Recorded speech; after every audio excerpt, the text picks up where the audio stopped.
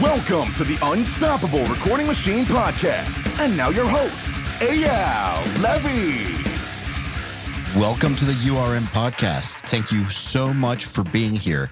It's crazy to think that we are now on our 7th year. Don't ask me how that all just flew by, but it did. Man, time moves fast. And it's only because of you, the listeners. If you'd like us to stick around another 7 years, and there's a few simple things you can do that would really help us out. I would endlessly appreciate if you would, number 1, share our episodes with your friends. Number 2, post our episodes on your Facebook and Instagram and tag me at EYAL Levy URM Audio and at URM Academy, and of course, our guest. And number 3, leave us reviews and 5-star reviews wherever you can. We especially love iTunes reviews. Once again, thank you for all the years and years of loyalty. I just want you to know that we will never charge you for this podcast, and I will always work as hard as possible to improve the episodes in every single way. All we ask in return is a share, a post, and tag us. Oh, and one last thing. Do you have a question you would like me to answer on an episode? I don't mean for a guest. I mean for me. It can be about anything. Email it to me at eyal@urm.academy. That's EYAL@urm.academy. There's no .com on that. It's exactly the way I spelled it. And use the subject line, Answer Me EYAL. All right, let's get on with it. Hello, everybody. Welcome to the URM Podcast. My guest today is Dan Weller, who's a songwriter, producer, mixer, and guitarist out of the UK. He's known for not only his productions, but he is the guitar player of the groundbreaking, legendary band SikTh. And he's also worked with several bands such as Hunger, Sea Girls, Holding Absence, Cody Frost, and many, many more. I really enjoyed this episode. I love Dan's perspective.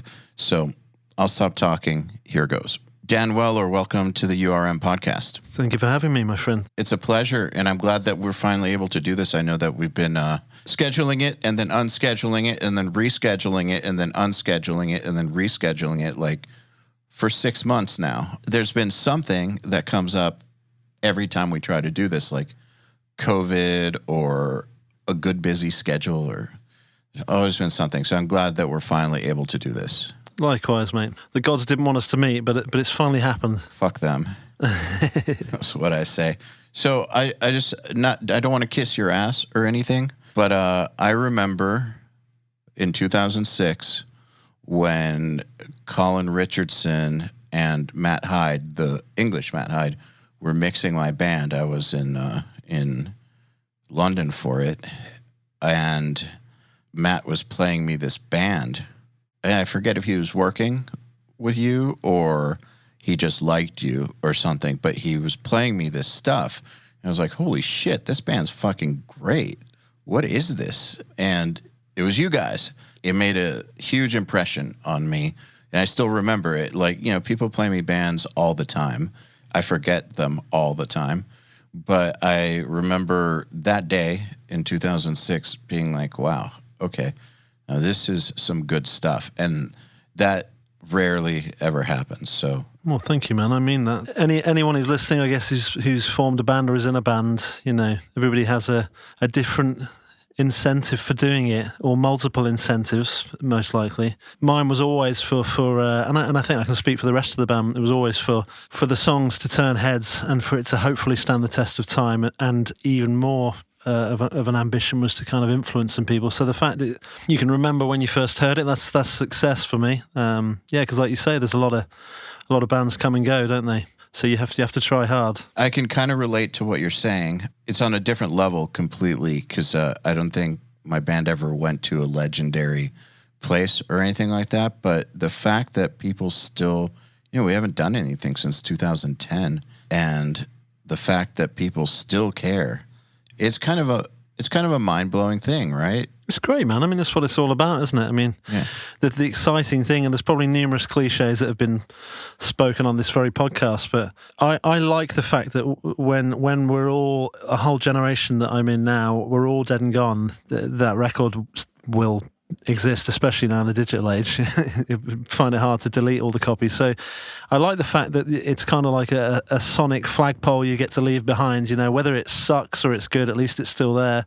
And yeah, on the grand scheme of things, is it an important legacy? Music, you could argue no.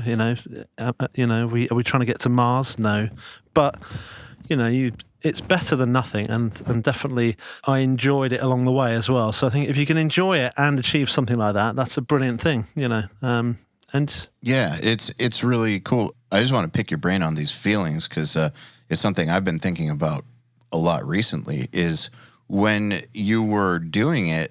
I mean, obviously, like you said, there's multiple reasons for doing it, which is, and I'm sure there's art, there's wanting to be in a band that does it for real, like all kinds of different motivations. It's not just one thing, which is why when people say that people are in bands for the wrong reasons or something, I'm like, that is such a simplistic way to look at it, because you can both want the art and also want the success and also want to not have to work a regular job and also want all kinds of different things that come with it. But is it something that when it ended, you imagined that maybe almost 2 decades later that anyone would give a shit or even remember? Part of me wants to say I didn't think anyone would care, because I knew, I was always probably the and much to the annoyance of the other guys, I was always looking ahead and thinking, what's the future going to hold? And can a band like SikTh, that's kind of quite an acquired taste, can it have a shelf life? Can I still be doing it in my mid-40s and not feel like a douche? I had all these thoughts, Yeah, me too, yeah. And I had no idea whether people would still listen to it now. I mean, tangent a bit, but, the comment I get most of all, which I find kind of comical, semi-insulting, but also quite sweet, is people always say to me, oh yeah, I used to really love your band, and it's that used to that always gets me. And I always think, so you went off it. But then I think, geez, if I was a fan of a band like SikTh and I'd grown up and just carried on with my life and wasn't in the music scene, would I go back to it in my middle age and think, oh, this really connects with me while I'm sort of, wiping the kids' asses or whatever? I think a lot of our fans are the people that were there from the start and feel the nostalgia of it. I have no idea if there's new fans coming along, but I guess the simple answer to your question is I didn't expect so many people to stay along for the ride. But equally, I think it's not just down to us, it's down to other bands that have openly been quite, in a really nice way, complimentary about the influence we've had. And they've kind of carried the flame, if you like, made it bigger, monetized it.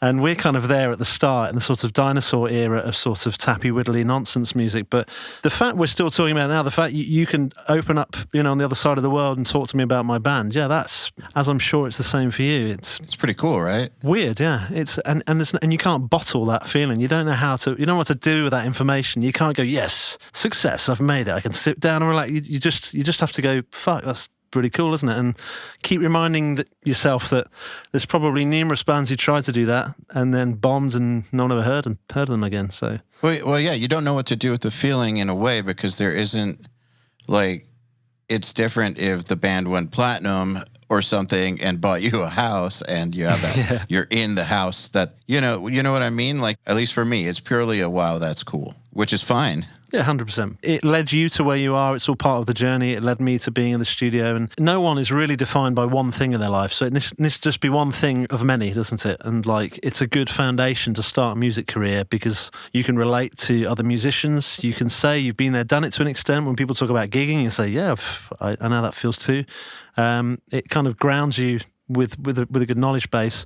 And ultimately, like, it should just be fun, shouldn't it? You should just look back and go, well, I don't remember most of my 20s, but I know I went to these countries and I know I played to this many people. I don't remember the gig, I don't remember the backstage, I don't remember how I got there, whether I played tight or I was fucking awful, but I know it happened and that's cool. And so I have to remind myself of that stuff a lot, and it's not like we were Coldplay, do you know what I mean?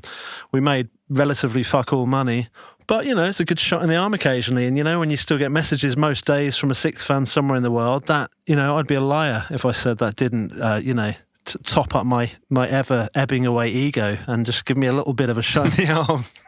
I think it's a rare thing. It's a very rare thing.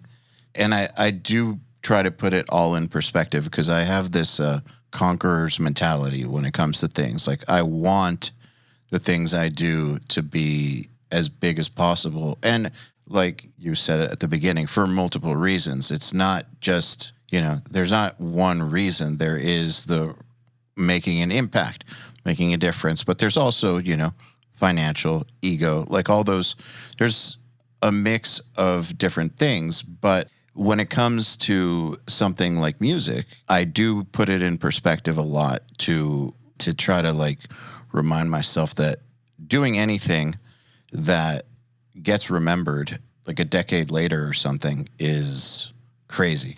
Like, we know a lot of people who are in successful bands who are doing it as their careers. And so I feel like if you are around those people, you work with those people, and that becomes your bubble, you kind of almost become somewhat immune to how rare that sort of thing is. Like, it is incredibly, incredibly rare. It's just if that becomes most of your social circle for a long period of time, it's easy to forget. I think it's easy to just forget how special and how rare that sort of thing is. And so I remind myself that that doing anything that anybody cared about in music at any point in time, if they still care about it, is super special and super cool. And fuck yeah. Yeah, exactly that. You almost don't need to analyze the ins and outs of it too much. You just, because, I can't speak for you, but for most creatives that I know, aligned with a creative sensibility comes deeply analytical, must understand everything all the time, I don't understand what life is kind of stuff. And I've found as I've gotten older to try and make head nor tail of where I sit in the world and what I get from music and what I feel having had a record deal or whatever, I don't try to analyze it too much. I just try to say, like you did, I just sort of say, that's cool, isn't it? And I made friends and I traveled, and that's great. So where am I now? And I just look at where I am now, and I see, I can't kind of look back, because if I start to go, do you know what? If we just stayed together and just waited for the internet to take hold, when all these gent bands came out, we'd have been massive, we'd have been, and we would have monetized it, but maybe we wouldn't. And I kind of just think, fuck it, we didn't. So there's no point worrying about it, Those kinds of thoughts are very dangerous, because you can convince yourself of something that doesn't exist, because you don't know. Maybe, like, logically speaking, maybe SikTh would have become massive, but there's no way to know, so it doesn't matter. Literally no way, no. And it wasn't the right time to carry on, so we didn't. But what I will say is, I'm trying to put myself in the shoes of like a teenager listening to this, thinking, well, how can I relate to, who's got a band who hasn't got anywhere yet? Thinking it's this sort of like transitional place in the far distant future that seems like a mountain to get to. Actually, in my experience anyway, our sole aim was to create something so unique that the only place anybody could get it was where we were. So you either, if you like it, you got to come to us to get it. Mm-hmm. And yes, sure, it was pre the internet, it was pre MySpace, it was pre all of that stuff, but still the same rules applied. We didn't pander, we just did something that was purely for us, that we were like, that fucking rules, that's disgusting, that riff's wicked, let's do that again. We created our own little world that luckily people, albeit in a relatively small pond, were into.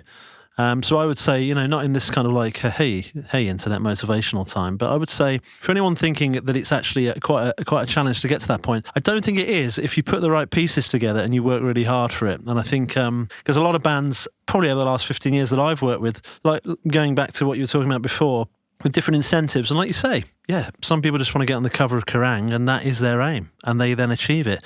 And will anyone ever sing their melodies or play their riffs in a guitar shop in the future? Fuck no. But that wasn't what it was about for them. So you got to decide on what your aims are and then pursue them. My aim was never to be commercially successful. It was to leave some kind of sonic flagpole where people have difficulty learning how to play our songs in 20 years' time, which is still a thing. So I feel like I achieved what I wanted.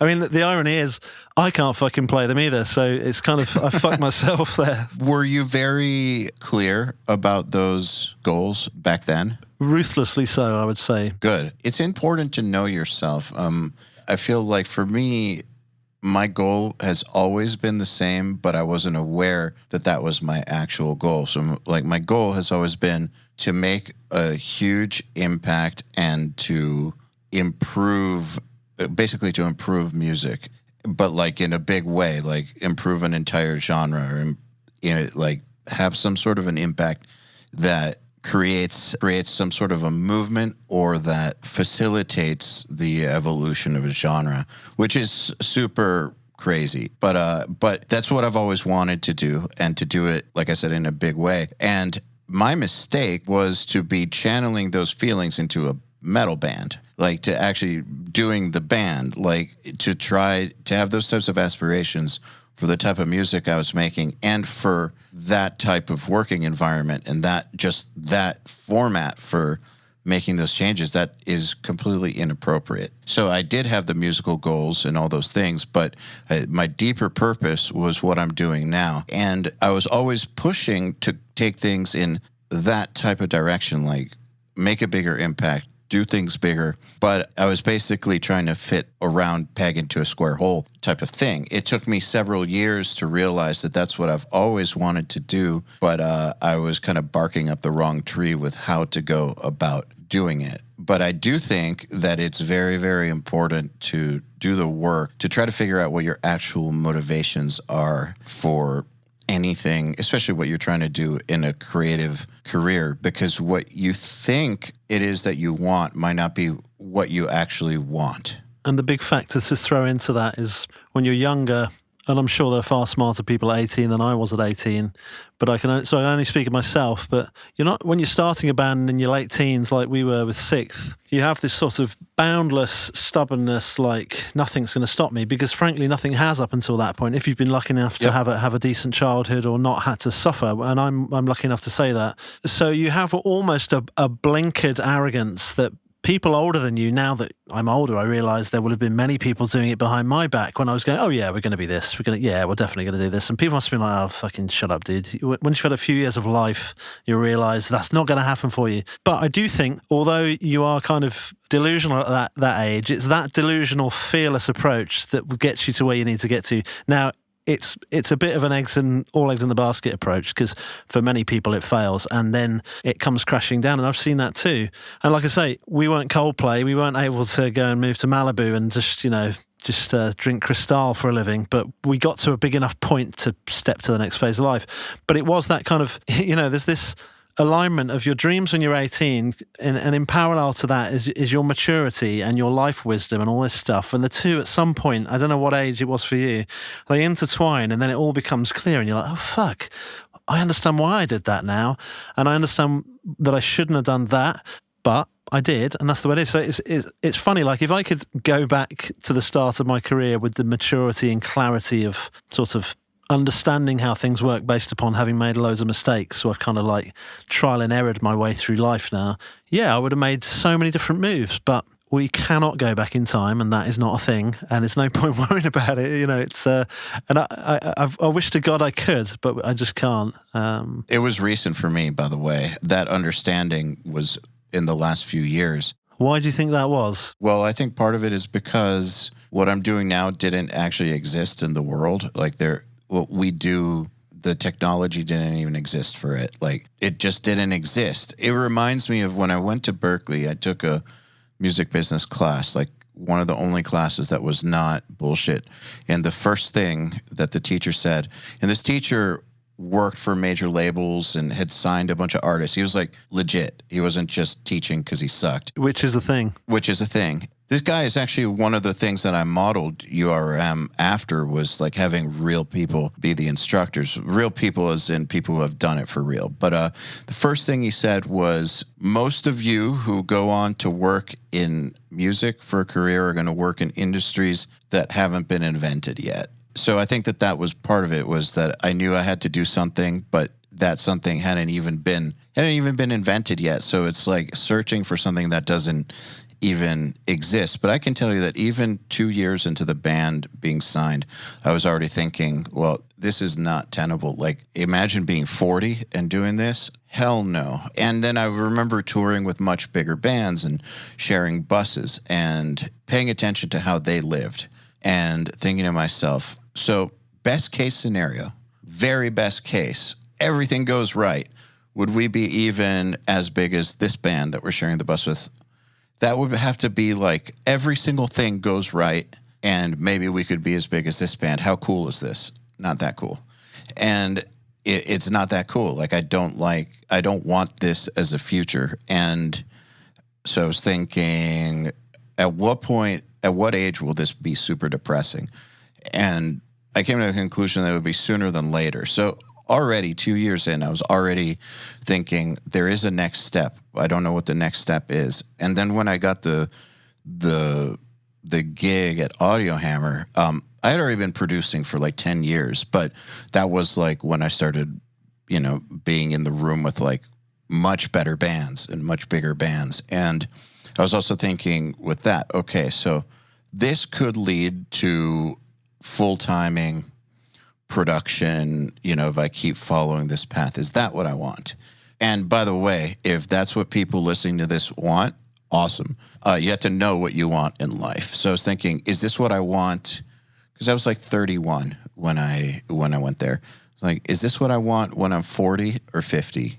No, definitely not. Within a year of being there, I was already thinking there is something else, but it was driving me nuts because that something else hadn't been invented yet. So it's inspiring though, isn't it? It is, because right now people ask me, well, if you ever sell URM or something, what are you going to do next? I don't fucking know. But I do know that there is something, but I feel the same way. It's like, whatever that next step is, it might not even exist in the world yet, but I do know that there is a next step. And knowing that there's that next step and that hunting for it is the way you find it keeps me going. But that understanding of like, I'm always trying to do bigger things. Like, it's super important for me to make an impact.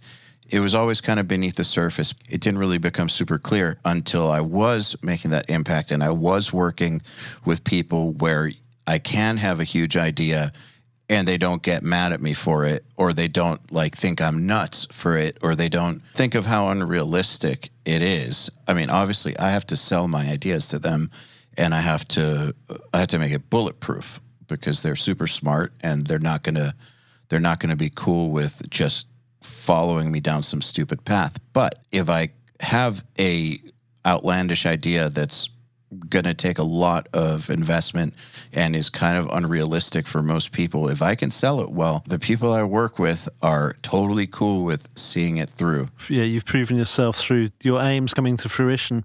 Actually, as well, probably in any industry, I think when you have these big ideas in whatever it is you're doing, and then you can prove it and you can make them a thing, not only does it prove to everyone else that, oh, this person's the real deal, but actually the deep-rooted vulnerability that most of us have where we're like, fuck, I might fuck this up really badly, it cleanses that a bit. And if you do it a few times, you start to actually, for me personally, I have a sort of an equal amount of confidence and self-loathing, and that kind of tips one way or the other from most days to the next. And I find that the closer I get to my description of this is good enough, whether it comes to producing a record, when I listen to a record I've done and I'm like, fuck, that sounds really good actually. Did I do that? At that moment where I'm like, I'm sure in 6 months I'll probably find loads of holes in it. But at that moment, if I'm actually happy and I can genuinely say, well, I worked my arse off for that, I got paid well for it, I didn't make any enemies, everyone had a great time, there's probably going to be more bands coming of that ilk now, wicked. More importantly, does it sound fucking great? Yeah. That sort of does something to me internally. It's not about sort of massaging my own ego. It's like an inner sense of pride. Like, you knew how hard and you've worked to work out how to do this, and you've done it. And you're the only one who remembers all the sleepless nights you've had stressing about it. So getting to that point where you feel like you can bring your kind of aims and your thoughts to life in a way that represents them clearly, that's a really important turning point in your life. And once you've passed that, or you get to a point where you start to be satisfied, sure, you're unsatisfied to a degree going forward, but it becomes incremental because you're operating at a better level than maybe you did 10 years ago or whatever. So I can relate to what you're saying. There's a sense of needing to know what you want, and then when you start to bring it to life, things just make sense more. I don't know why it is, but they do for me. I call it proof. Because I think that just about everyone I know in music has imposter syndrome, regardless of their level of success. Like, everyone I know, except for the sociopaths, have it. And there are some of those. But they're always questioning whether or not they actually belong in the room with the people they're in the room with, or Like when people are going to figure out that they suck, or like all kinds of stuff along those lines. And I think that that's part of getting better, actually, is if you have the drive to get better, it's because you think that you're not good enough yet, at least for that ideal that you're going for. And so a little bit of imposter syndrome is a good thing. It's part of what gets you there, but it can't be so strong that it prevents you from moving forward, which I've seen in some people where some URM students, for instance, their imposter syndrome is so over the top that they prevent themselves from even trying. And since I've got imposter syndrome, what I do is I like to collect proof that I'm full of shit when it comes to that, and that I should just keep going for things anyways. I think it's important to do that.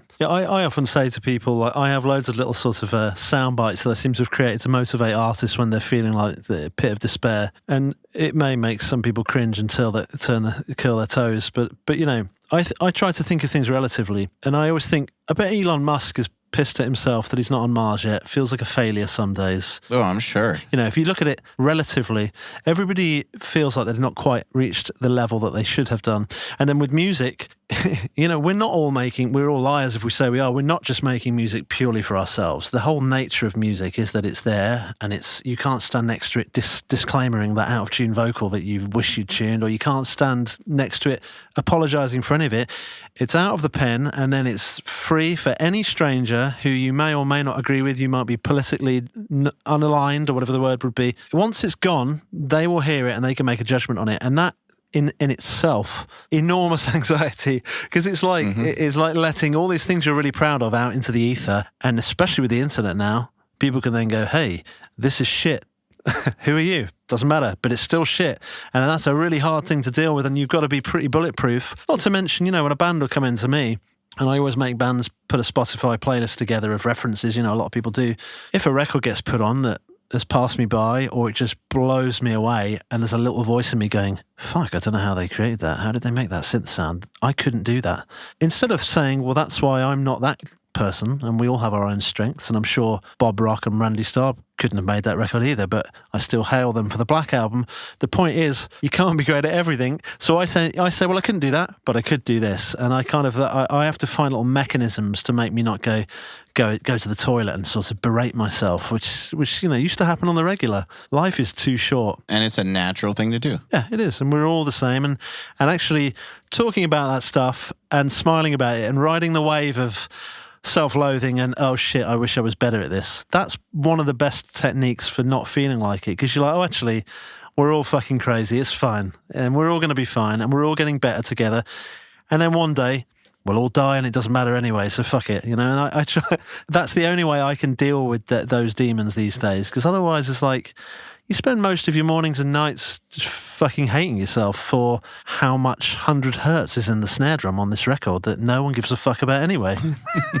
I do think that, you know, bringing up the teenager that's listening to this, or even, you know, someone in their 30s or whoever is listening to this who is early on in their career and is facing those sorts of feelings, or even if they're well on into their career and facing those sorts of feelings, I think that it's really, really important, especially if you feel that sort of thing pretty intensely, like a lot of creative people do, is to try and find a way to manage it.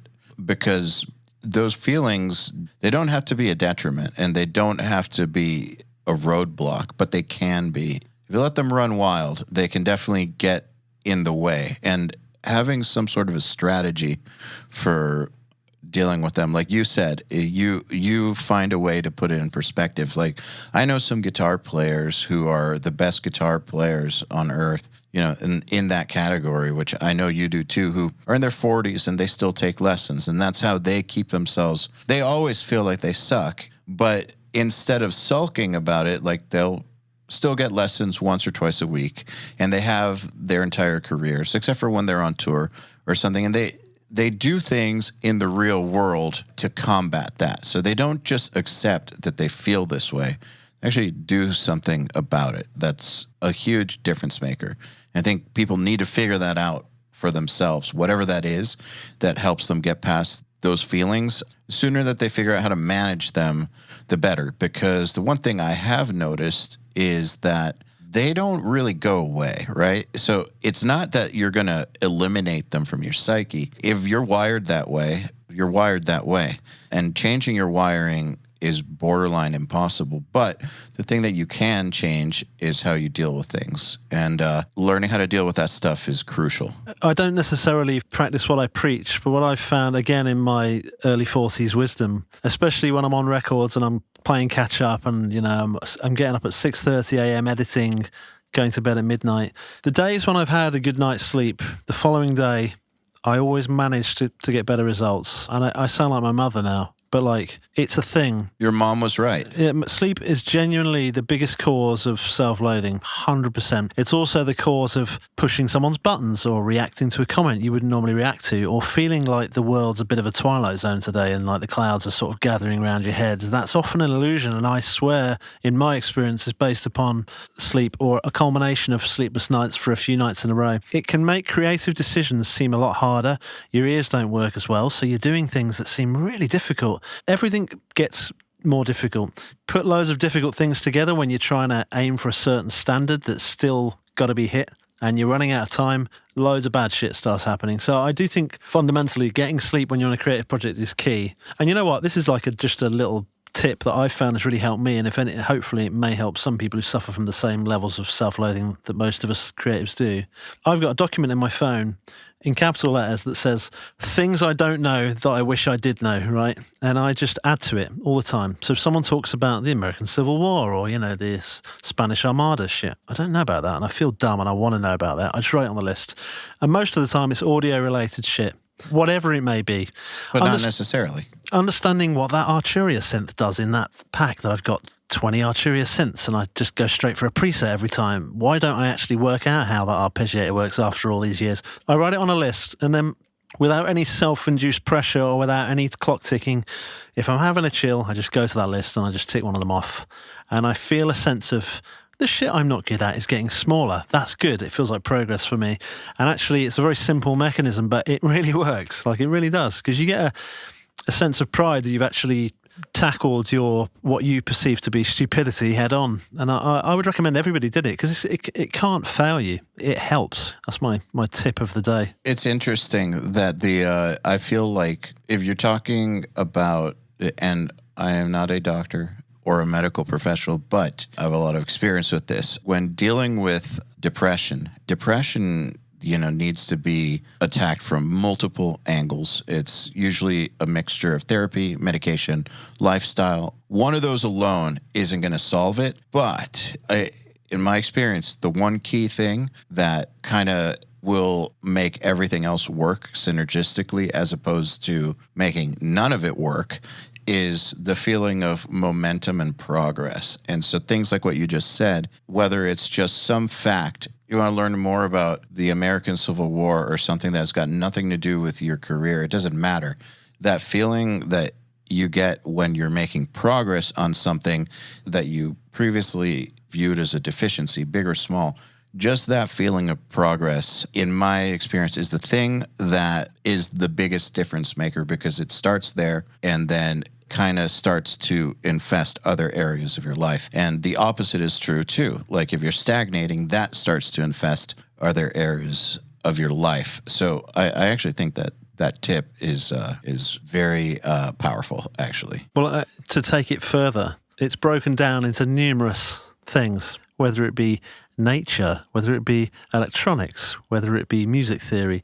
And these are things that bother me. I know that they annoy me that I don't know certain things. But in the most simple terms I could possibly put it in, it's a way of tricking your brain. Because if there's something going on, for example, my life, I'm sure many of people listening to this, my life is in Pro Tools. It has been since the year 2000. I see in Pro Tools, I do shortcut commands in my head in the middle of a conversation to sort of Apple Z someone's comment, you know.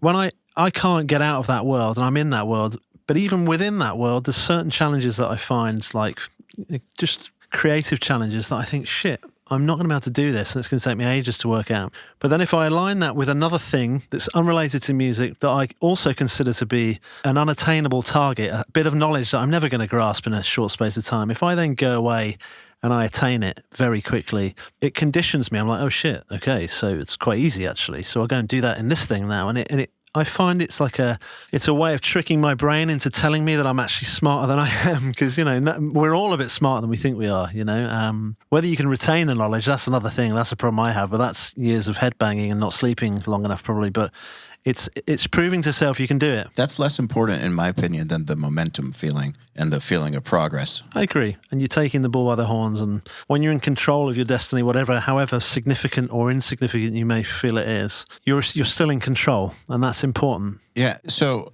I think that's a good time to segue into talking about production some and taking control of sessions. So you were saying that, when a band comes in, you have them make a Spotify playlist, for instance, so that you can kind of get inside their heads some. And one thing that I've noticed about production is that when a session, this is kind of tied to what we've been talking about, when a session kind of starts, let's just say when something goes wrong in a session, or like you're not on the same page as one of the musicians, or you try for something and it doesn't work out the way you thought it would, just like any kind of thing, or there's a ton of band drama that you're kind of dealing with, anything that could cause you to lose control of the session as the producer who should be in control of the session. What are some of the steps that you've taken to regain that control, or what are the kinds of things that you do in advance to kind of preempt those types of situations from even happening in the first place? This is an area that's most important to me, actually, and for me is kind of the basis of why I like to call myself a producer proudly, because I think I've always considered a producer as not just a creative role. It's an unqualified therapist, it's a friend, but ultimately it's a project manager. It's someone who's going to take the reins.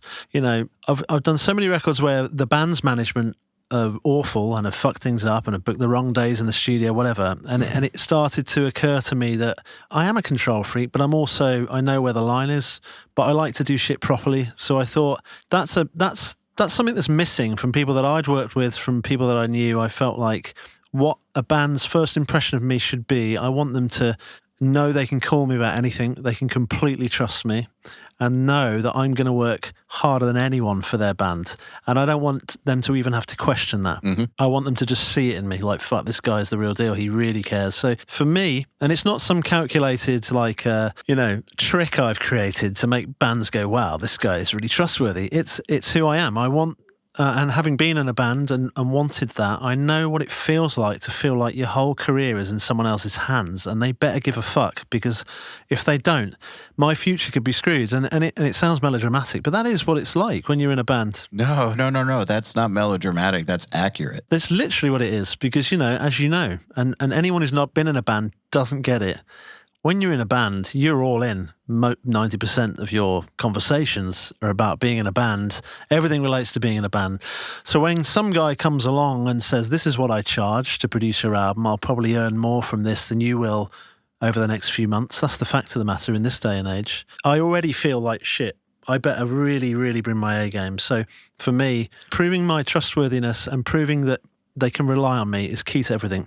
And if that is proven early on through not forcing the issue, through honest friendship, everything else falls into place better then, because I'm never fighting against the tide. People are willing to take my advice and go, okay.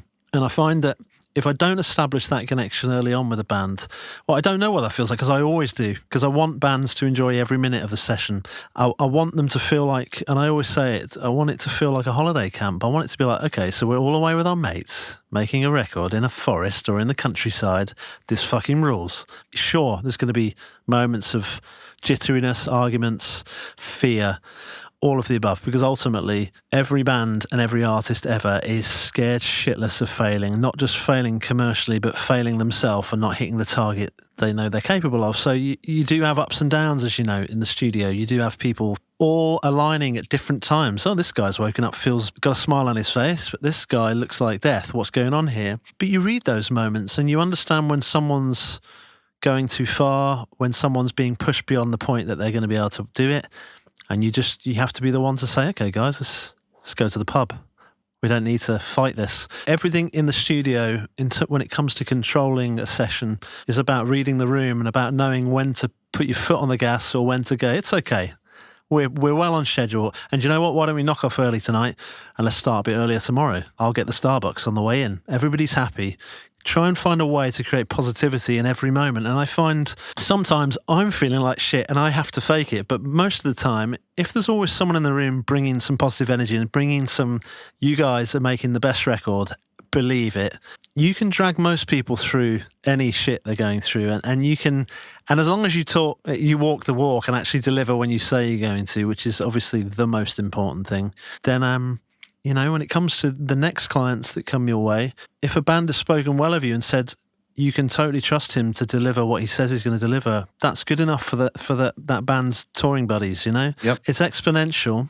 Equally, and I won't name names, but there's a few producers that I get regular negative stories about. That's exponential too.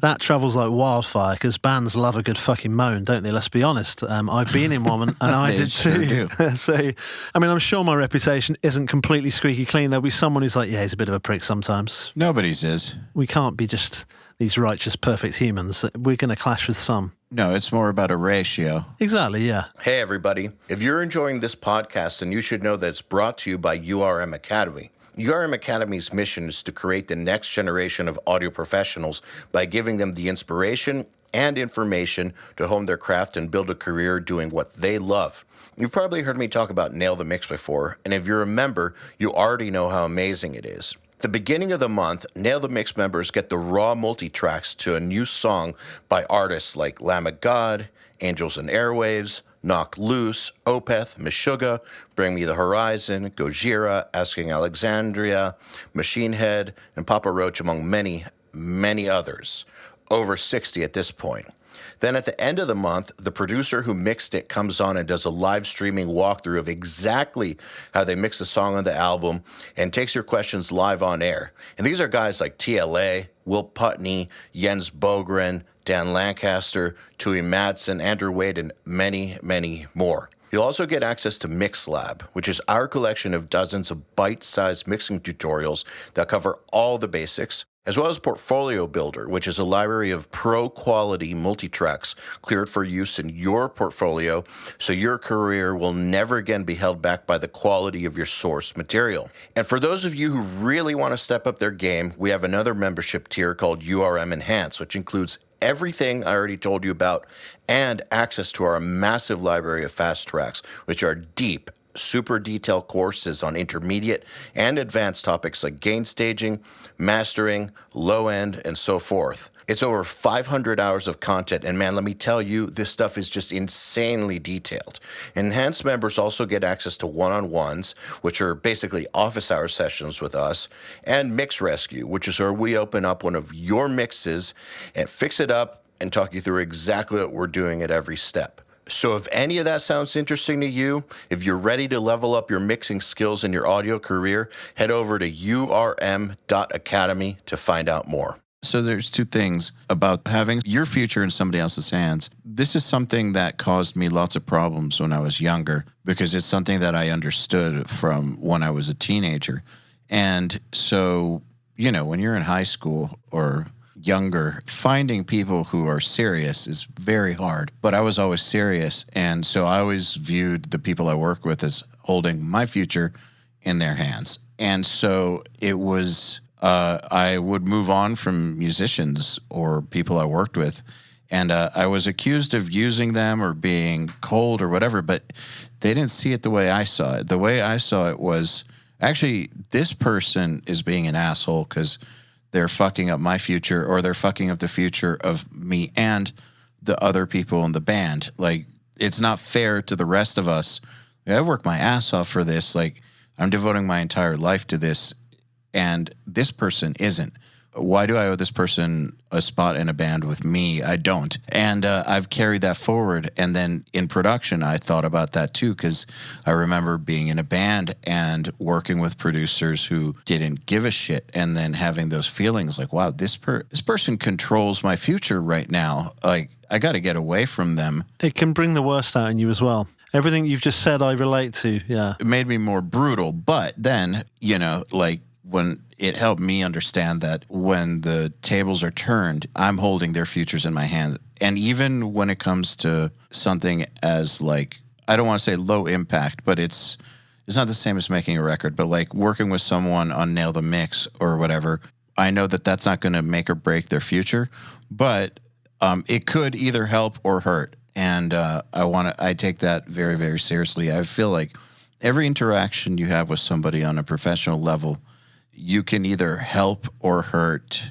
their trajectory. And so I take that seriously. And I think that bands may not always think about that consciously. They may not be thinking, 10 years out or something like that, but they feel it and they do think about it on some level. And if they don't have that trust for you, they don't have the trust that you give a shit. It's going to be really, really tough to get their trust and to make it through the tougher times. That's when it really matters, is if they don't think that you really care about their future, but you're getting great tones and everything's working great, but like they don't think you really care, but everything's awesome.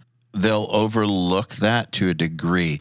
But the moment that there's a disagreement or a bad day or some band drama or some shit goes wrong, which is going to happen, that's when that really starts to affect everything. And I think that producers at all levels need to think about this, but especially if you're starting out. When you're starting out, one of the biggest problems is you don't have the trust of bands. You just don't, because you don't have, like we were talking about proof earlier, you don't have any proof behind you. Like there's no reason for them to really trust you. More often than not, early on in your career, if a band is coming to you, they're coming to you out of proximity or convenience or price. Like it's one of those things. It's like you're what's available and you're good enough. You're not their top choice. You're not even close to their top choice, but you're what they have to settle for at that moment in time. And that's why you hear a lot of early stage producers having a hard time getting their ideas accepted, or bands not listening to them, or bands like arguing with them about too much stuff. It's not that the band are difficult, it's that they don't trust you yet. So you need to take steps to earn that trust. And it can't be, is like you said, it can't be some trick. It has to be genuine. And one of the things that you can do to make it genuine is to actually give a shit about their future and realize that how well this goes, depending on where the band is at, but how well this goes could mean the difference between them existing in a year or not existing in a year. Or if they're a professional band, this could mean the difference between them being able to pay their crew and pay themselves, or not pay their crew or pay themselves for the next 2 years, or any permutation of that. Yeah, I mean, they're the facts. The guilt I feel as a producer is that I can finish a band's record and I'll always make sure the band are happy and I'm happy. But then if that record doesn't connect or the band don't get to the level they want to get to, I still carry on. I get to do another record. And I'm just, I come away unscathed, unless it sounded like shit, but I like to think there aren't many of them. But the point is that we're protected. For a band, it's like, no, this is like, this means even more to the band in question. It's not about your production or the mix or anything. It's about that. Yeah, it's about their future, because you're dictating the trajectory of their future. And sure, as long as you've worked super hard and you know you've given your all, then that's all you can do, and it doesn't mean no one's got a divine right to succeed, of course. But I wouldn't be. I mean, this isn't some kind of I'm such a nice guy, dude. It's not that. It's just I know myself. If I even scrimped on something because I just couldn't be fucked, because I was desperate to get home and watch Netflix, and I could have just edited that last bit of guitar, but fuck it, no one's going to tell. I wouldn't be able to live with myself, because you just can't corner that shit. You've got to do it thoroughly, do it properly. Look at everyone say, I work my ass off for you. I mean, and I'm sure most producers listening to this will agree. There's been records where I've been paid a good amount of money. There's been records where I've been paid fuck all. Does it impact how hard I work? No, of course it doesn't, because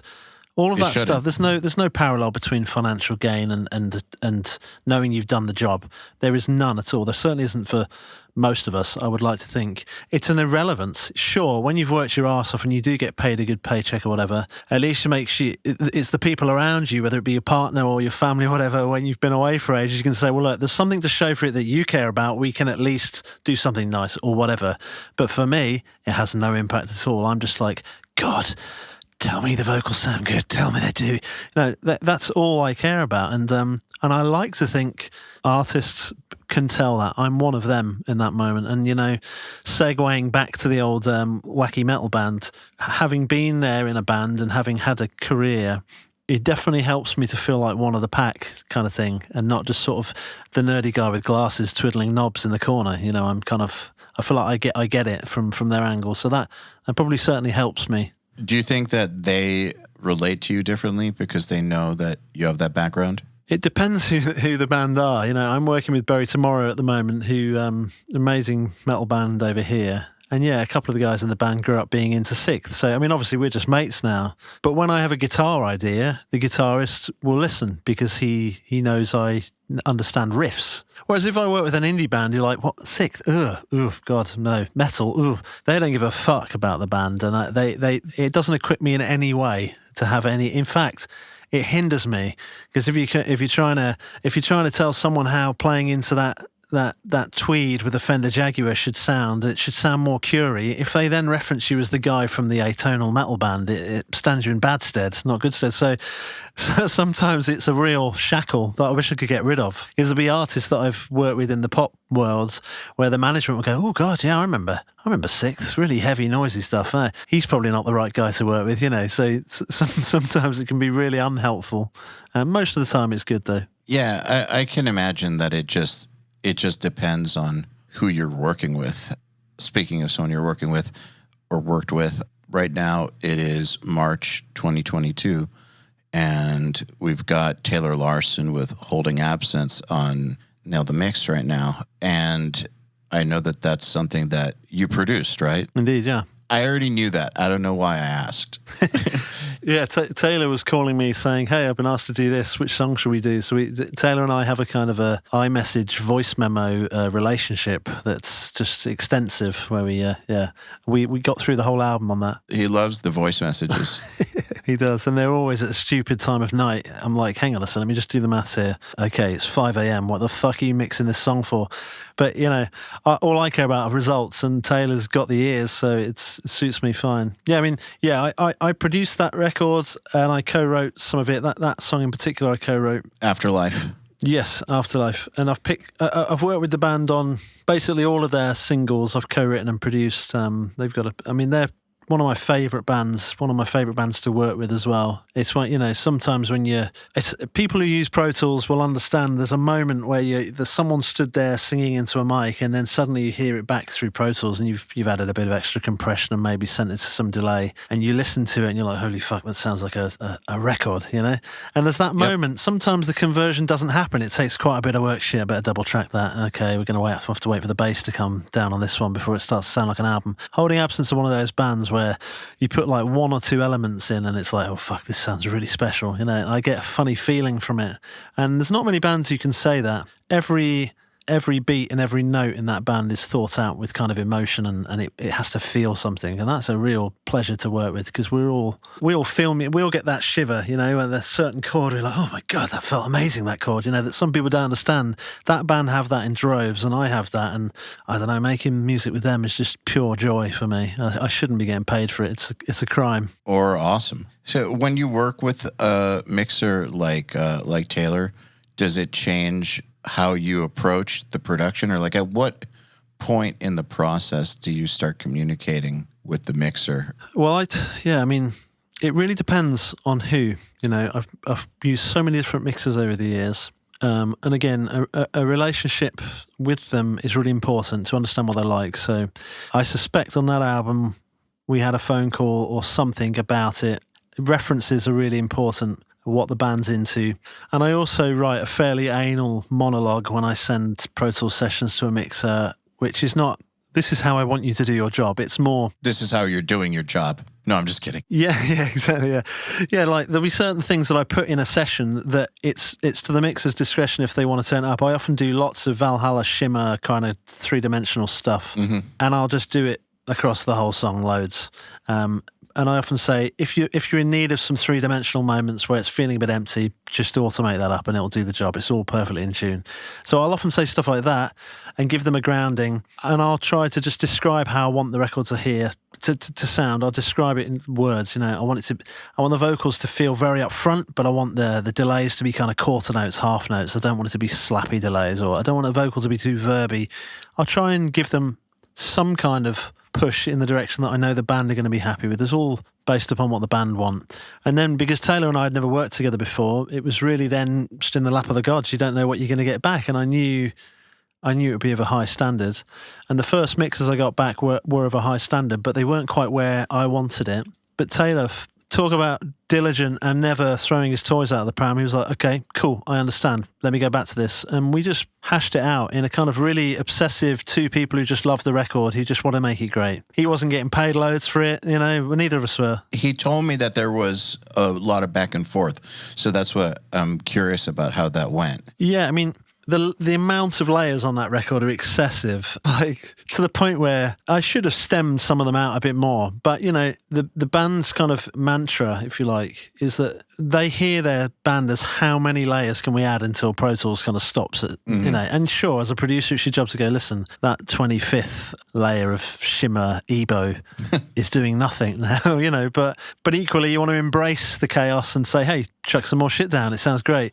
So yeah, I think the reason that record went back and forth was because there was a lot of tracks and it's very down to discretion as to which one needs to take the lead. But also I wanted the drums to sound a certain way. I wanted it to have something magical that I knew Taylor could get, and he got it. And when we got Beyond Belief mix, which was the first mix, I was like, that sounds insane. That's how it should sound. Loads and loads and loads and loads of low end, but not scooped. And that's really hard to do, because then you've got to have loads of sort of 400 to 1K, and then you've got a vocal getting clouded.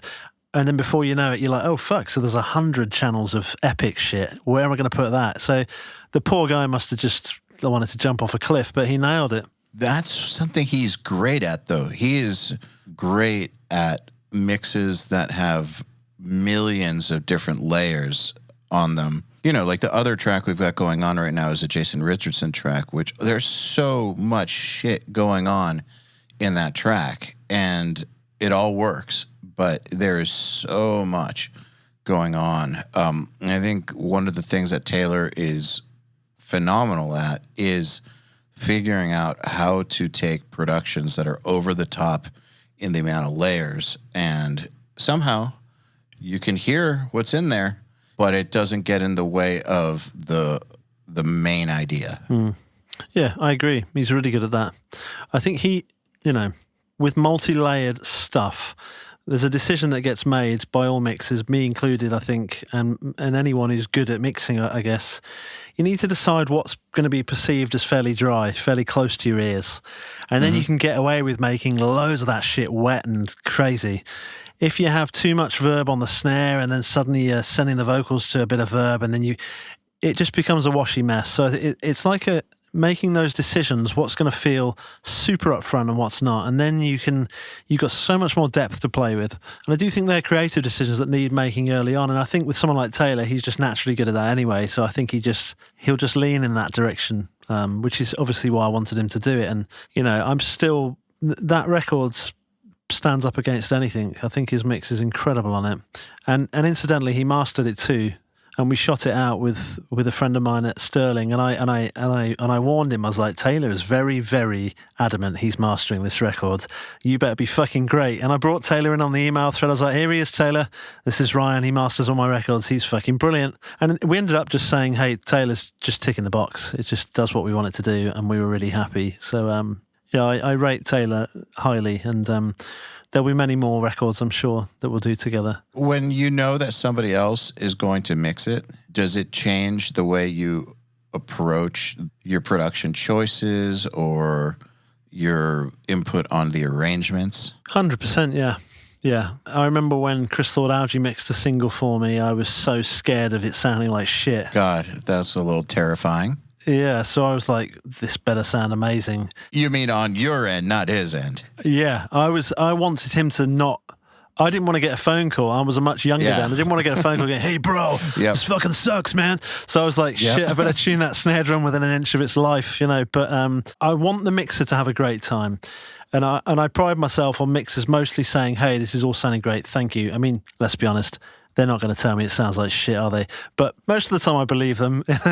Oh, they might. I think TLA actually told me that he's called some producers. Well, if it makes your job like really difficult, there's a point where the producer is You have to. fucking you, and it's like, this is not fair. You're making work for me that I'm not getting paid for. Yeah, I mean, I just, because I mix a lot of records too, I know what I want a session to look like, and I make sure the mixer has it like that. I make sure it's grouped perfectly, color-coded perfectly.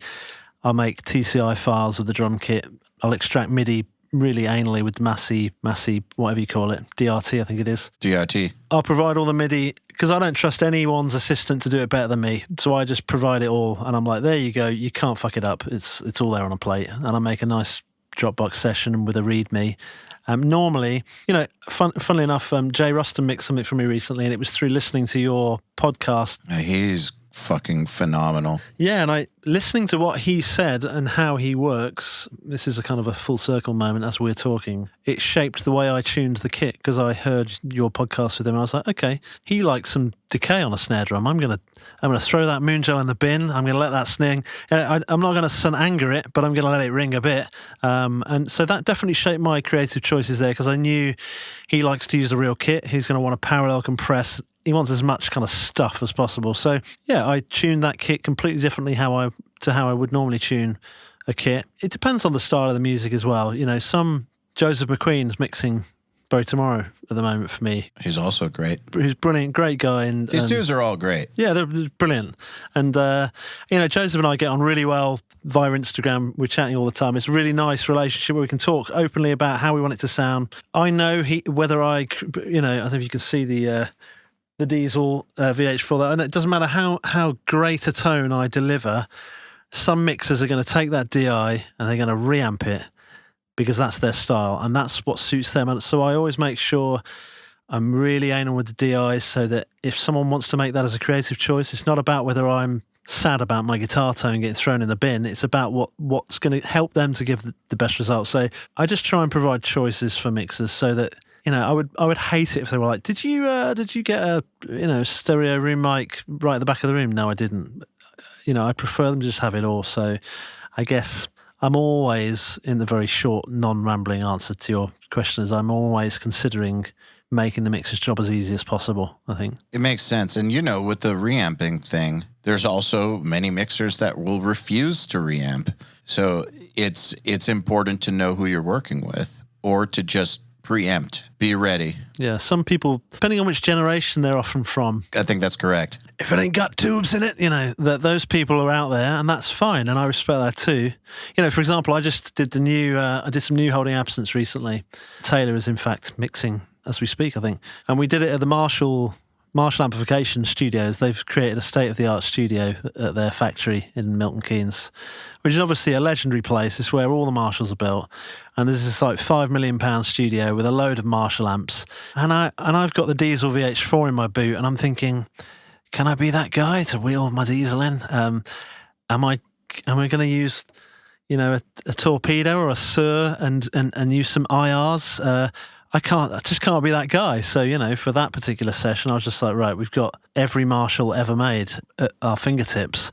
We better make the amp sound good. You know, so if Taylor ends up reamping them, then I'm clearly fucking shit at my job, because I literally had it all there. Or he wanted something else. Maybe so, yeah. I should put a note on the README for him about that. Well, I really do think, just from my experience, like you said, there are some mixers that they don't give a shit what you send them. They're going to reamp. Yeah, I mean, well, going back to CLA, I mean, I don't know CLA, but I know how he works. And yeah, some people have that goes down that channel through that EQ, and that is it. Whether you've given me the best sound of all time, I don't care. This is how I do it.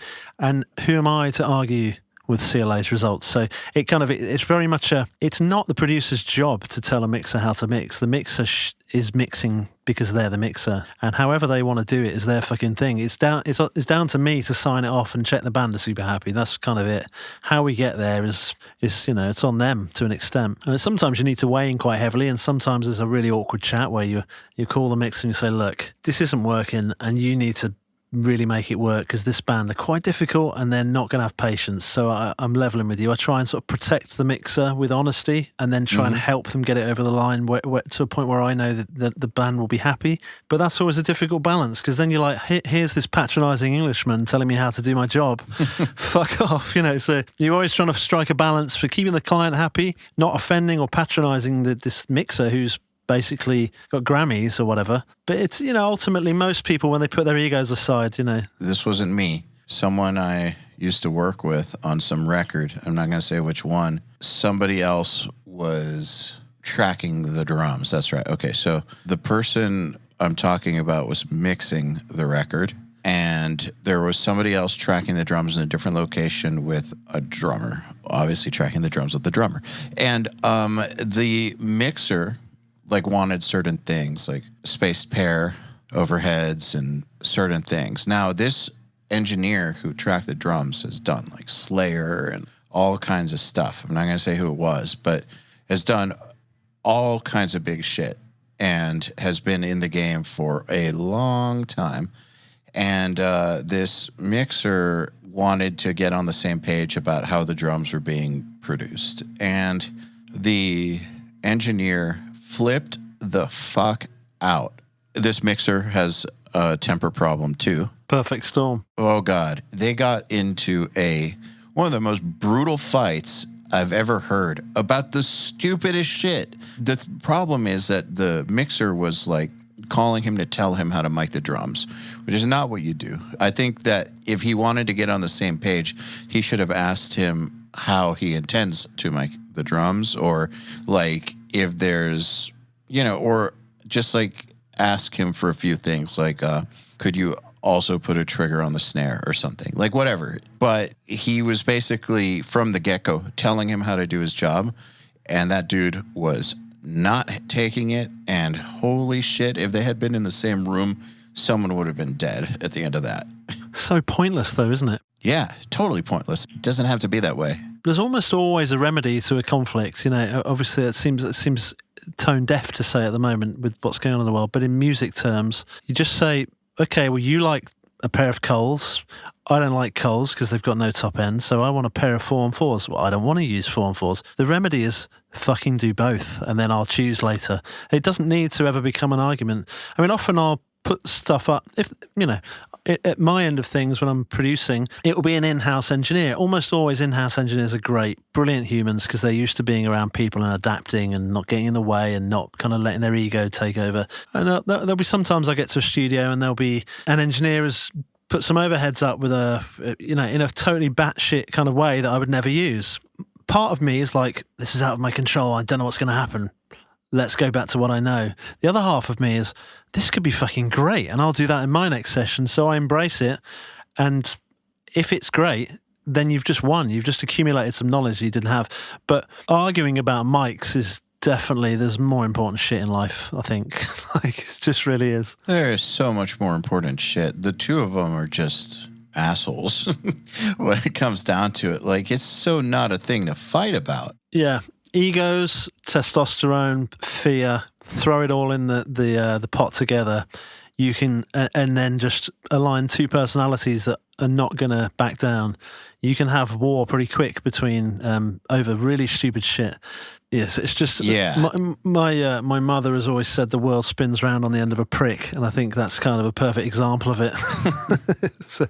Yeah, absolutely. Also, like you said, there is an easy solution to that conversation. It doesn't have to be a fight. And I think what, the bigger point here is that I think one of the places where music people tend to do the worst, where they could improve the most, which would, I think that it would help the entire music industry, and certainly help people's careers on an individual level, is learning how to communicate properly with people. Listening, yeah. It's key, actually.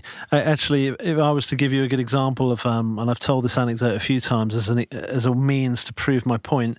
Back in SikTh, I used to feel like I was the riff writer, and my riffs were this, and I was this, and if I thought something, there's every chance it was right. So let's just go with my opinion. Yeah, guys, you're 20 years old. You don't know what an annoying prick you're acting like. And when you're 20, well, when I was 20, I can't speak for other 20-year-olds, I used to not realise the subtext that was beneath the tone of my voice. I thought, no, they can't see that. I'll just say it in a really friendly way and everyone will just go along with it. Not realising I just used to annoy the fuck out of people. Same. And I had to grow up to realise that, oh, fuck, yeah, passive aggression is a thing and I'm good at it and I need to learn not to be. No, you need to be bad at it and just be aggressive. Yeah, exactly. Own your shit. It's better to say I got a fucking temper and I'm going to unleash fury now than to sort of manipulate someone in a kind of patronising way. Yep, I actually agree with you. And I think people respect it more. Like, actually, they prefer to be on the receiving end of just your rage than you trying to sort of coerce them into your way of thinking, because that's kind of an insult to their intelligence often. And you're like, hang on a sec, I see what you're doing here. So, yeah. Mm-hmm. But I mean, this particular scenario was there's a song called Skies of Millennium Nights on the first SikTh album. And it was a song that structurally I hadn't had as much to do with in the middle of the song. I forget why at the time. And when I came in to hear what the guys had done, I was like, absolutely not. This doesn't sound good enough. This structure sucks.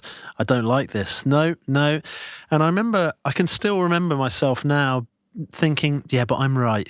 I know I'm right. So they'll come round eventually. But that was a real turning point for me when it comes to listening, because they were like, look, we really think this is going to work. And I backed down and I resented them over it for a little while.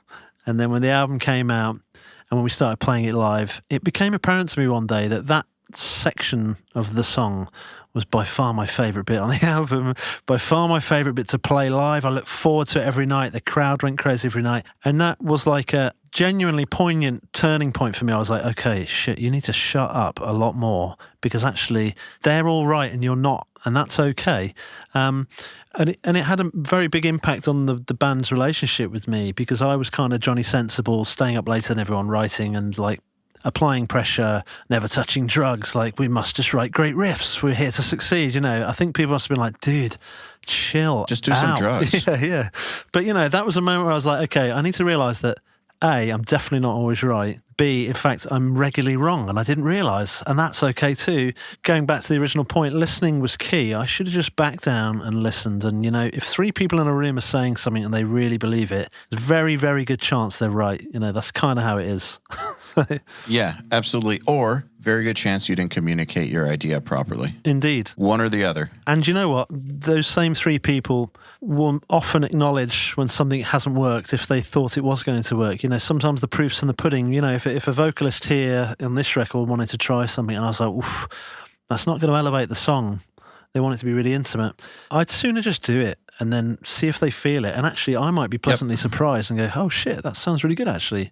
We're having a discussion on this record actually, because we've been referencing, as a lot of metal bands are at the moment, Spirit Box, because, their most recent record is monumental sounding. Absolutely, really, really a bar, I would consider, in metal production. And, you listen to the singer and she's sometimes singing so intimately over the most insanely heavy thing. And it rewrites the rules in the same way that Billie Eilish has with pop, where it's like, okay, I can whisper over a song and just compress the fuck out of it and put it up front. I guess Björk started that years ago. So there's certain things on this record that we're making where the vocalist is wanting to do something a lot more intimately than I would consider to be intuitive or the right thing to do. And I've come around to it. I'm like, fuck yeah, that sounds amazing. Giving it a shot. Why not? And it's taught me something. And I was absolutely sure it was going to fail. And it definitely didn't. It sounds great. So like, you're always learning, aren't you? And, it's important to, you just can't be right all the time. And honestly, in such a subjective world that is music, there isn't right. So you sometimes have to lean on democracy and trust that if more people like it, that's a good reference point. Yeah, I completely agree with you. So we have time for a few more things. I'd love to ask you some questions from our listeners, if that's cool with you. Of course. All right. So question from Jack Norman. He says, I'd like to know if you were involved in the writing process for The Mind Sweep by Enter Shikari. It's one of my favorite albums that you've worked on, and it's the album that got me interested in recording and mixing. Oh, wow. Well, thanks for the question. No, I mean, with Shikari, I'm never really involved in the writing. It's very much more often than not Rao, the singer. On that record, there was a few moments where the rest of the band got involved, but no, it's kind of Shikari. Making Shikari's music is kind of a bizarre process generally, and it's not really a co-writing situation. It's more just all hands on deck, creating chaos and putting it all together. So I wouldn't say I co-wrote, but it's more, it's very much gathering all the bits and bobs and making it all make sense, and then capturing performances and embracing the boundless creativity that is Rao's brain. So it's more just like wrangling the ideas into one place. Yeah. Rao doesn't need any help on writing. He's a total genius, one of the greats in music that I've ever worked with. But sometimes it's just seeing things from the outside. He'll have such left field ideas, as will the drummer, who comes in with some really amazing kind of creative stuff that turns things on its head. It's my job to kind of just make it all make sense, I guess, and make the listener enjoy it somehow. But yeah, I would never, ever get involved with Rao's lyrics. I will often say to Rao, hey, that bit there, you should come up with something that's kind of in this tone, that's a bit more spoken, just to fill that gap, because we don't really have a reference point there. The music all gets a bit floaty. What's the focus? So I'll often push to do things, or I might suggest hitting higher notes for certain melodies, but it would be completely fraudulent to say I co-wrote. And yeah, hopefully that answers your question, Joe. Makes sense. Well, I think a producer's job description changes depending on the project they're working on. Yeah, man. I agree. So let's see here. Question from Joe Scaletta, which is, how did you make the transition from quote-unquote guy in cool band into quote-unquote trusted producer? Now, I know that we kind of talked about this some, but we never talked about the transition, so. Fair enough.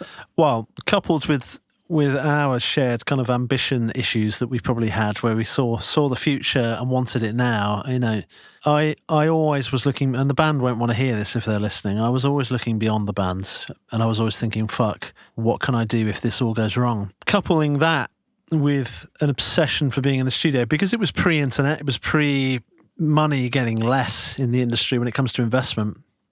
You know, we were getting silly advances for a proggy metal band. We're talking the early noughties here. So because of that, we were getting to go into really fancy studios and essentially learn the ropes in really good places in London. And then it just became an obsession. I got an M-Box. I think the label bought us a laptop to share, and we started recording a lot of the backing vocals on the first SikTh record, just in my parents' living room or whatever. I realised I had a passion for it. And then when Colin Richardson was mixing the record, or most of the records, I was the guy going to the studio and was there doing it with him and sort of travelling. We were on tour at the time because it ran over so long. I was travelling from gig to hotel to Colin in the day, then driving to sound check. It was horrible. But it was in that process that I was just like, oh my God, I've got to do this shit. And then Colin, I remember, he won't remember, and I'm sure he said it to loads of people, but he was my hero at school. I was obsessed with Burn My Eyes, Demanufacture, you know, all the sort of Roadrunner stuff. And he was like, you have a producer's ear, you need to do this. And that for me was like red rag to a bull. I was like, okay. Because it was like my hero telling me what I needed to do in my future. And I never told him that because it'd just be weird, wouldn't it? But so that was it really then. And then from that point on, going again, referencing what you said earlier, who the fuck's going to want me to produce their shit? I'm just a guy in a band and I've never produced anything. So I saw that clearly then. I was like 24 or something, and I thought, I need to offer my services completely for free. I need to take a mobile rig and work in people's houses, so there's no cost outlay. PV were endorsing us with 5150s. They gave us a recording desk. We had some shitty mics that we gathered. Nice. Let's go to people's houses and let's trade off the back of the fact we're a band with a bit of a name, and we know people will probably go, hey, yeah, I'll have you produce my stuff, even if it's shit. We can just hang out and play riffs. I knew that would happen, so I took that chance. And of course, in that year of just recording for free, I learned the ropes, and there was no pressure on it. No bands were worried because they were like, well, you're doing it for free. Fuck it. If it's shit, it's shit, and hasn't cost anything. For me, I was like, I'm literally getting all these bands that I'm considering to be sort of recording guinea pigs. There's no risk for them. There's no risk for me. I'm just getting better. And then before I knew it, a couple of those bands started to get in Kerrang, and then you start getting emails, and then you're like, oh shit, okay, people want to work with me. And in essence, it hasn't stopped since then. It's just kept rolling and rolling, and that's literally that is the transition. I had to deeply reference the memory banks there, but that's essentially what happened. That's a good story. We had time for one more, and I know what I want to ask you about, but this is from Tomas Antonio Reyes, who says, what's a unique approach to music creation and writing that has helped you throughout your career? And I will add that in the pre-interview, you talked about piggybacking, and it sounds super fascinating. Piggybacking and riff writing. So I want to hear more about that. I think I have a flawless technique for being able to come up with shit, even if you're completely uninspired.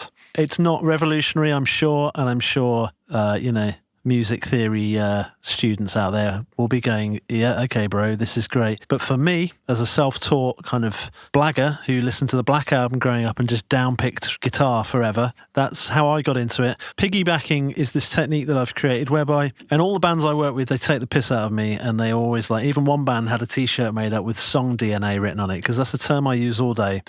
And it's something I actually learned from the drummer in SikTh, which is if we have one thing and one element, don't just scoot away from it and create another element. That next element needs to feel like it's organically grown from the first element. So let's see if we can steal a couple of notes from that first riff, stick it in the second riff. Before you know it, there's two riffs there that felt like they were born together. They weren't. Piggybacking is an extension of that for me. I'll start with one element. So whatever it is, fuck it. Just say it's a 4-chord pattern on a synth, right? And loop it. Piggyback it. Write something over the top of it, okay? Once you've created that thing over the top of it, if it's like a guitar top line or something, then mute your original elements of the synth. So now you're left with just the guitar, okay? Now you piggyback that guitar. Okay, I'm going to write a keys part over the guitar. Or maybe I'm going to go back to synth, write some different chords, because that guitar part in isolation is forcing me to hear different chords. Go back to the synth, write some new chords, and then mute the guitar, and so on and so on. And before you know it, every element you've created, you've stacked up, all based upon the original element. And what you'll find is that they all work together perfectly. And then you extend upon that. So you're like, okay, fuck. So I've created 4 chord progressions here, all based upon this first thing. So that's our, say, verse and our chorus. And then there's like 5 guitar parts here. Okay, cool. Maybe that guitar part's the vocal melody. Why don't you sing that? And then I might mute everything else, play along to the vocal melody, come up with a new riff, and it's just this continual process of piggybacking, creating elements from one element. And the reason it's so easy is that you're only ever having to think of one thing at a time. You're not like sat there going, shit, how do I come up with a song? I'm totally uninspired right now. You're just like, I can do one thing. That's easy. I can do that, and that's kind of why. And again, going back to the drummer in SikTh, who's taught me more than he's ever known. He forced us with SikTh. Every riff we wrote was written in tempo order. And he knew, and those tempos were defined by how fast he could do single stroke rolls on the toms, how fast he could do triplets with his feet. So we had definitive tempos, and we would just write riffs in those tempos and those tempos alone. And what we would do then is go, well, hang on, if these are all in the same tempo and they're all in the same key, let's now steal bits from that riff, put it in that riff, put that riff in that riff. And before we knew it, we had 10 riffs all in the same key at the same tempo that all had bits of the same riffs. And it's exactly that same mentality. It's just song DNA. It's just like rinse it as much as you can. And it serves me well as a producer, because I'm always like, fuck, what does this song need? Right, okay, that riff in the intro, let's get the guitarist to play that the octave up, exactly the same riff.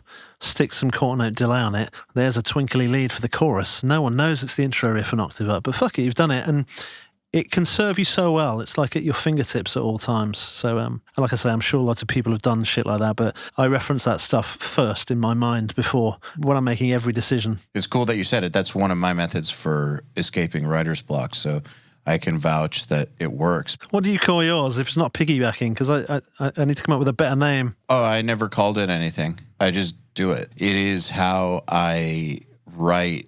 Like, it's how I basically evolve songs. I've always done it. Is like, have something, layer it, then that layer becomes something else, then that layer on top of that layer becomes something else, and before you know it, First of all, you have 800 layers, but you have a song. But Dan, I want to thank you very much for taking the time to hang out. I think it's a good place to end the episode, but I really appreciate that you were able to do this, and it's been a pleasure finally being able to talk to you and getting to meet you in this way. You too, my friend, yeah. Thank you for having me, and yeah, I look forward to talking again at some point. Anytime. All right, then. Another URM podcast episode in the bag. Please remember to share our episodes with your friends, as well as post them to your Facebook and Instagram or any social media you use. Please tag me at EYAL Levy URM Audio at URM Academy, and of course, tag our guests as well. I mean, they really do appreciate it. In addition, do you have any questions for me about anything? Email them to me at eyal@urm.academy. That's EYAL at urm.academy, and use the subject line, Answer Me, EYAL. All right, then. Till next time, happy mixing. You've been listening to the Unstoppable Recording Machine podcast. To ask us questions, make suggestions, and interact, visit urm.academy and press the podcast link today.